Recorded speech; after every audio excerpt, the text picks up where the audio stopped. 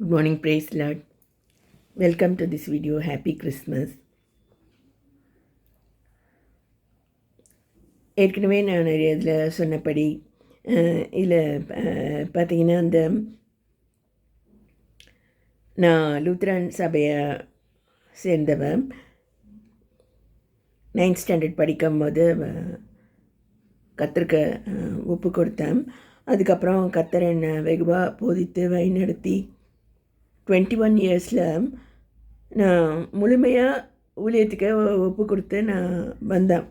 அப்புறம் என்னுடைய போதகர்கள்கிட்ட நான் டிஸ்கஸ் பண்ணேன். கத்தர் என்னை ஊழியத்துக்கு அழைக்கிறா போல் இருக்கே, நான் என்ன செய்யணும் அப்படின்னு கேட்கும்போது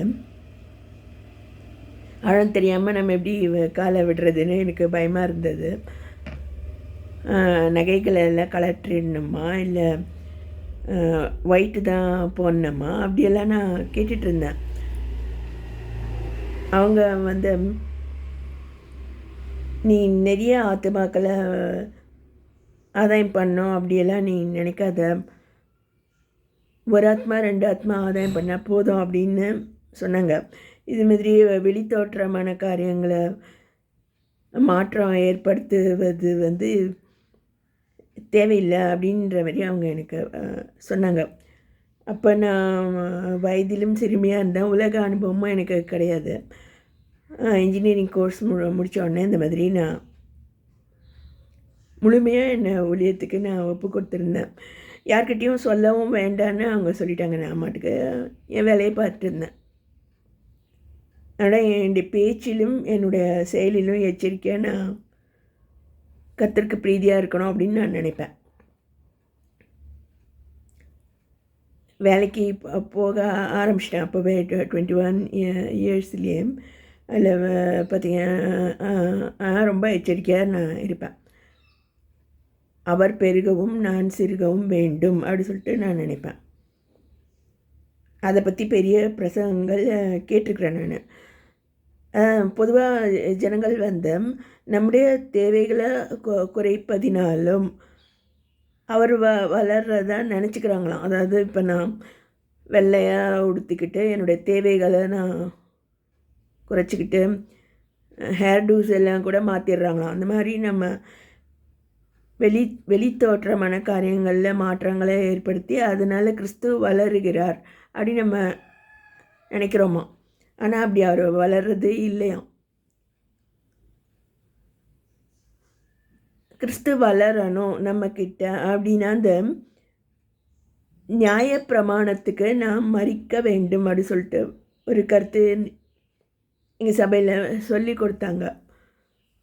அதாவது தீய காரியங்களுக்கு நம்ம எதிர்த்து போராட நமக்கு தைரியம் இருக்கிறதுல நிறைய பேர் எதிர்த்து பேசக்கூட மாட்டாங்க. இப்போ எனக்கு சோதனையெல்லாம் பார்த்திங்கன்னா என்கிட்ட இருக்கிறது கர்த்தருடைய பரிசுத்த ஆவியே இல்லை அப்படின்னு சொல்ல ஆரம்பிச்சிட்டாங்க. அதுக்கு நான் பதிலே பேச மாட்டாங்க. ரொம்ப நாள் பேசாமல் இருந்தேன். அப்புறம் ஒருத்தர் என்னை கேட்டாங்க, என்ன மேலே சொல்கிறாங்க அவங்கள பற்றி அப்படின்னு. வஞ்சிக்கிற ஆவி அப்படின்லாம் சொன்னாங்க, போராட்டத்தின் ஆவி அப்படின்லாம் சொன்னாங்க.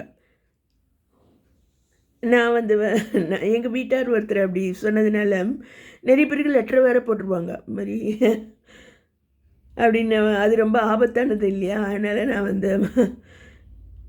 என்கிட்ட கேட்டவங்களை நான் சொல்லிட்டேன். அப்படி சொல்கிறவங்க தான் வஞ்சிக்கிற ஆவி. அவங்க குடும்பத்தார் எல்லாருமே வஞ்சிக்கிற ஆவி தான் அப்படின்னு நான் சொல்லிட்டேன். அதுமாரி நம்ம எதிர்த்து பேசலைன்னா நம்ம நொந்து போய் இல்லை நம்ம மனநோயாளியாக தெரிய வேண்டியது, அல்லது நம்ம வேலைகளை கூட ஒழுங்காக செய்ய முடியாத நிலைமைக்கு நம்ம பாதிக்கப்படுவோம். அதனால் எதிர்த்து பேசுறது தப்பு இல்லை. ஆனால் கத்தருக்கு ஏற்புடையதை நம்ம பேசணும். ஆனால் நிறைய பேர் பயந்து வம்பு தும்புக்கெல்லாம் போகவே மாட்டாங்க.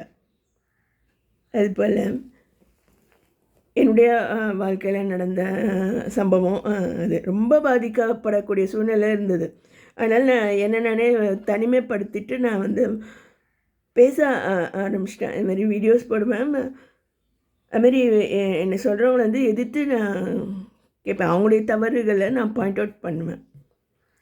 ஸோ அதுக்கான தைரியம் நமக்கு இருக்கணும். அதான் இந்த வீடியோ நான் சொல்ல வரேன்.